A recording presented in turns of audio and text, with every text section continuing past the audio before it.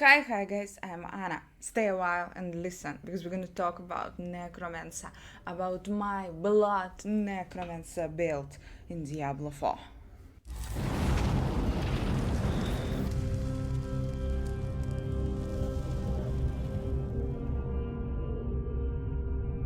And here is for you my beauty blood necromancer.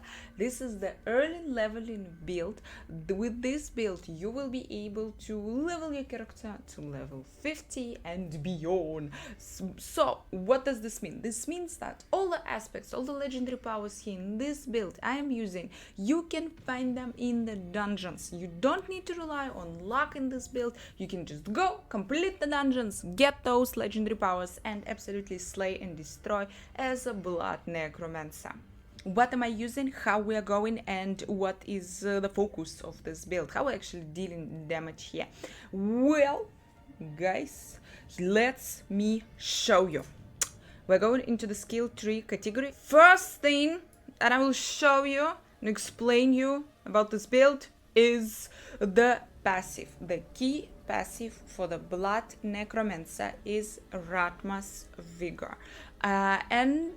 What does this mean? It increases your maximum life by 10%, and after being healthy for 15 seconds, your next blood skill overpowers. This is a guaranteed overpower, and this is our focus in this build. We're gonna be triggering overpower damage, we're gonna be unleashing overpower damage, and we're gonna be dealing a lot of damage, exploding everyone in the blood explosion with overpower damage. What is overpower damage? How it's all working?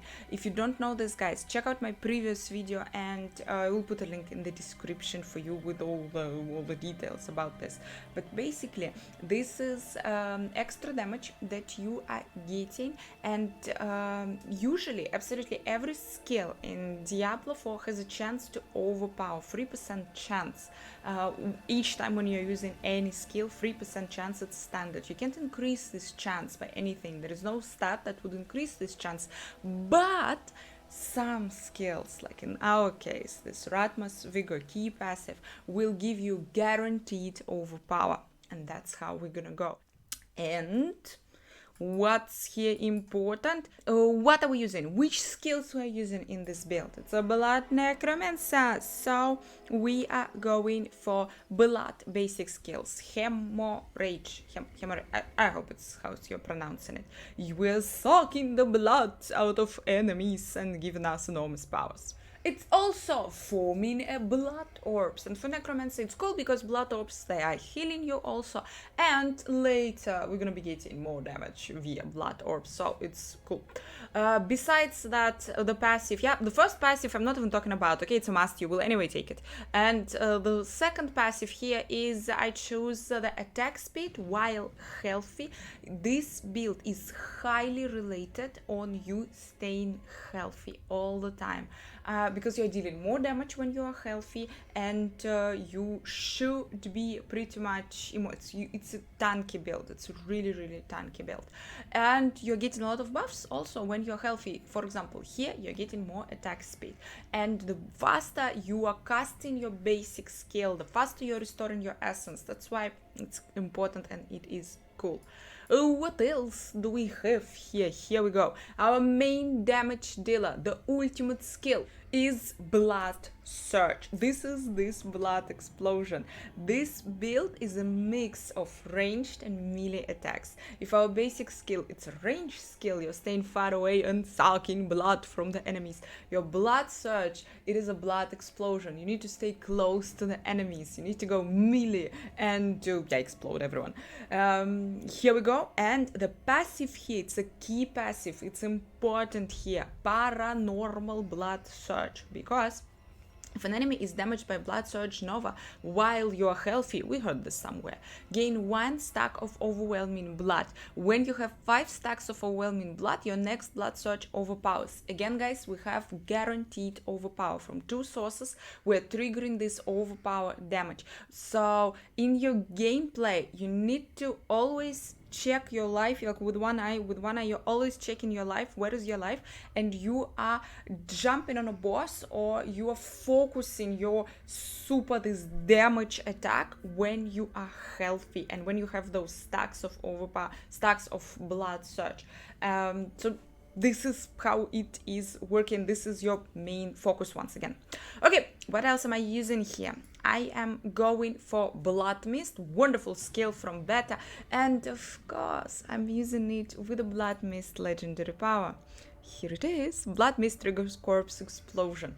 That's why, for example, on my skill bar, yeah, I'm not using actually corpse explosion skill, but I have it via Blood Mist, and it is working beautiful as hell, I must say. Currently, they nerfed actually corpse explosion, and corpse explosion is not that destroying absolutely everything around you, but it's a nice touch. It's a nice thing now that you are corpse exploding pretty much in the Blood Mist form. Really sweet, really cool. What else I have here? I am using the passive. Blood Mist fortifies you for half of percentage base life each time it hits an enemy.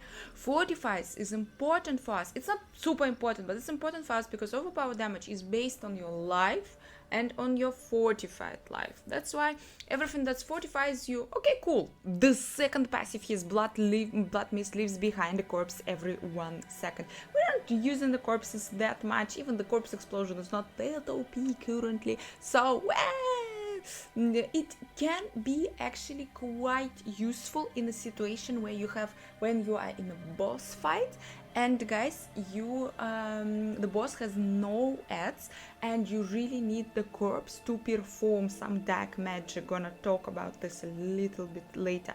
So this also can be useful, and be aware, if you have a boss without the ads, you have a trick how to create the corpse for the boss here. Okay, what else do we have here? We have the curse, decreepify corpse, a curse, and I have so many Diablo 2 vibes here right now. I'm gonna be running in Diablo 4, like in Diablo 2, and screaming, decreepify it all. So yeah, we have the decreepify corpse, curse, and we are using the passive when you or your minions hit an enemy affected. I'm silent. With decreepify below 10% life, they are instantly killed. Does not work on bosses. But anyway, this is an instant kill. This is cool, and this is absolutely amazing. The passive here is you deal 9% increased damage to cursed enemies. Oh, guys, sorry, I forgot about those passives. Your maximum essence is increased by 9%. And your core skills deal more damage by taking a little bit more essence. I would be careful with this one, but yeah, overall not the worst passives. Extra passive here, close enemies take 6% more damage from you and deal 9% less damage to you. Main damage is Blood Surge. It's a close combat, it's melee skill, and it's so cool. Yeah, this passive is a must. It's awesome in our case. Here it is. The next skill is Corpse Tenderis, and this is the reason why do we need corpses actually. Sometimes a little bit. Corpse Tenderis is working with the corpse. It's pulling in the enemies, dealing the damage, stunning them, working sweet. And it's also, here is the passive is important. Enemies damaged by corpse Tenderis are made vulnerable for 3 seconds. Vulnerable enemies are taking always 20% more damage from you, even if you don't have any multipliers for vulnerable damage, but it's anyway nice damage buff. That's why it's so cool. And yeah, Blood Mist, forming a corpse, if you don't have any ads, if you don't have anything on a boss, and like this, you can use your corpse Tenderis. It's gonna be sweet. The passives here, just using all the blood passives, so just you add more blood. The only blood passive that I'm not using is Blood Orbs. Also heal your minions for 15% of the amount. I don't have the minions in this build. I have my golem, but he's not my minion. He's more like my brother. He doesn't need it. He's strong enough. What else do we have here? not using any ultimate skills. Blood Wave, you can use it theoretically. It looks stunningly beautiful and amazing, but it's not dealing significant damage and it's caca. But you can use it, it's beautiful. But here I have really important passives. It's Golem Mastery to increase the damage and life of my golem, and it is stand alone, increases the damage reduction by 18% if you're maxing this passive out, and it is sacrificing both skeletal warriors and skeletal mages, increases their sacrifice bonuses by 60%. Mwah! Isn't this beautiful, guys? Yep, key passive, it's a blood key passive. Let me tell you about my Book of the Dead, about the Necromancer specialization, where I'm going there, and why I'm not using the skeletons for leveling. It's a leveling build after all. Well, guys, I tried skeletons. I played with them in all the betas. And in the first betas, skeletons were so OP. It was insane. The skeletons were absolutely destroying. It was awesome. But then they were nerfed, and then they were buffed again. When they were nerfed, they were absolutely useless. Now they're buffed again a little bit. They are better right now, but they are still questionable choice, so to say. They're okay when you're when you're just running in the fields, but when you are facing a boss, any boss encounter, they're dying way too quick, and you are busy with constantly trying to resummon them, and they're still dying, but you're there resummoning them and wasting your time instead of actually dealing damage. You are constantly searching for corpses and trying to resummon them, and they're dying and resummoning, and it is just really annoying. I'm not saying that you won't be able to complete the story, that you won't be able to reach level 50 with the skeletons. Most likely you will. But the skeletons, in my personal opinion, they are stealing the joy. They are, on these boss encounters, they are too annoying. In the end game, guys, I will build a super duper skellies golem, full party, full army of the dead Necromancer build. I will do it in the end game. I hope we're gonna find also a couple of cool legendary powers for this setup, for the army of the dead setup. But currently for leveling, I wouldn't recommend skeletons. And that's why I'm using here skeletal sacrifices. I am choosing the critical strike chance bonus, and I'm using also overpower damage bonus. Beautiful skeletons. And you remember, because of the passives, our sacrifices bonuses are increased by 60%. So how good this is. My golem, on the other hand, I decided to go with a golem in this build because golem wasn't changed since the previous betas, and golem is tanky as hell, really sexy dude, and he can work as your follower in this case. And also golem upgrade, blood golem upgrade, he can absorb 50% of damage you would take. This is so sweet. We need to stay healthy. We need to receive as low amount of damage as it's only possible, and golem is absolutely amazing here. Okay, my legendary powers. What am I using here? Guys, there's a couple of key legendary powers in this build. Again, all the legendary powers, you can find them in the dungeons. You don't need to rely on luck. You will be just getting them. Go to the dungeon, complete the dungeon. You will get the legendary powers for your Codex of Power, and you will use them. I am not using an offhand here because I'm assuming that you're gonna go with 200 weapon and you will increase the effectiveness of the skill of the legendary power on your 200 weapon. Here we go. Blood buffed aspect. Sounds so good. I told you you're gonna be buffing in the blood of the demons. This aspect is making your blood surge echoes. It's echoing, goddammit. So you're having a double blood surge each time when you're blood surging. It has less damage, but you're gonna have a 200 weapon and it's gonna have less damage. Doesn't matter. But anyway, you have 2 blood surge. It's really cool, and I would say it's a must get this one. It's in Fractured Peaks. It's in the first act. You're gonna get it easy.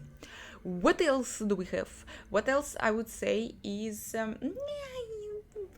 cool, really cool. Okay, we have the Tenderis. we have the Corpse Tenderis skill, and this legendary power is working really good with the Corpse Tenderis skill, because you are gaining increased critical strike chance and increased critical strike damage in when you are using Corpse Tenderis. Sweet here. But on my amulet, and amulet also has increased effectiveness, I put the legendary power for overpower. Increase my overpower bonus. Each percent of your maximum life you heal beyond 100% grants you half a percentage bonus overpower damage on your next overpowering attack, up to 60% bonus. How cool this is. And also the next power damage affects aspect that I have here, aspect of the expectant. Attacking enemies with a basic skill increases the damage of your next core skill by up to 30%. Guess what? We're attacking enemies with a basic skill, working like this. The last one, but I was already talking about this one. Also, damage aspect is the blood mist triggers corpse explosion. It's on my gloves. It is nice to have it here. Other aspects that I have here, they're basically focused on you staying alive, to increasing your survivability, to maximize your life as much as it's only possible. We have here basic skill grants damage reduction. I have here also you heal for life, some amount of life per second for each close enemy. Cool, close damage, once again, amazing. And we have you gain increased armor on your pants, and ghost walker aspect on the boots. It's pretty much a must while unstoppable, and for 4 seconds after you gain 20% to up to 25% movement speed. It's important while leveling, and it's insanely also important for the Necromancer, because Necromancer doesn't have any movement skills. Blood mist is actually slowing you, it's not making you faster, and that's why it's so important to have something that will increase your movement speed, especially while leveling, because during the leveling you don't have your horse will be available for you only later, and it's cool and important to be fast in the first levels, to just run through the sanctuary faster. Okay, this is everything that you need to know before you're reaching level 50. This is how you are leveling pretty much. But after level 50, you are unlocking the Paragon board. And now we're gonna go there. Let me show you the beauty. Guys, Paragon board is the most complex system in this entire game. It has a lot of depth. It is really interesting on one hand and beautiful. And in this video, I'm not gonna talk about all the super depth, all the super details about the Paragon board, but tell me in the comments below if you want me to go also super in detail. But yeah, here is my board for this build, what I chose and how I chose it. Let's go, let's see. Everyone has a starting board. We're going here. The first glyph that I chose for the starting board is the damage to close targets. Here we have it, because we're dealing damage to close targets, it's important. What else do I have here? I have my first board is blood buff. I think I heard somewhere that we're using blood in this build. This is a must board for this Necromancer. First of all, because of the legendary power, it's really cool. Attacks that are guaranteed to overpower deal 50% increased overpower damage. This is so goddamn sweet. And also, guys, I equipped here the glyph that would increase the damage to vulnerable targets for every dexterity. And this is the board that has in the glyph radius, it has a lot of dexterity, so it's amazing. Yeah, we have a dexterity, we have a vulnerable targets triggered, we have it all. That's why this glyph is here. Should be working quite nice. So the next board what we have here is blood badges blood. A lot of blood. I am using it. Yes, also there is a cool legendary power here. Blood orbs grants 5% increased damage up to 15% for 5 seconds. Sweet. And the note, the glyph that I put here, you have for every 5 willpower purchased within range, you deal overpower damage, more overpower damage. Once again, this board specifically has a lot of willpower here. We're gonna get with upgrades, we're gonna have the super amount of overpower damage from this glyph here. And the magic notes here also overpower damage everywhere. Okay, the next board is Scent of Death. Legendary power here is also cool. With at least 2 corpses nearby, you gain 15% damage reduction. With no corpses nearby, you deal 50% increased damage. This is not an ultimate must, but it's a cool one. Yeah, we usually have corpses nearby for damage reduction, or maybe we exploded all the corpses with blood mist and we don't have the corpses, then we have more damage. Well, cool one. And it's also not too far away from your glyph, so you don't have to kind of build the whole path there. It's not so many points to reach it. And the glyph here is also really cool. You're doing increased damage while healthy. Yeah, we always should stay healthy. And the magic and rare notes here: damage to injured enemies, sweet, and a lot of armor. Okay, and the last board here that I chose is, we don't care that much about the legendary power here, it's Flesh Eater. Here it is. Consuming 5 corpses grants 40% increased damage for 6 seconds. We're not consuming corpses, so we don't care that much about this legendary power, but the glyph here is cool. I chose here grants 50% bonus to all rare notes within range, and the rare notes here is damage to elites. Sweet joy here.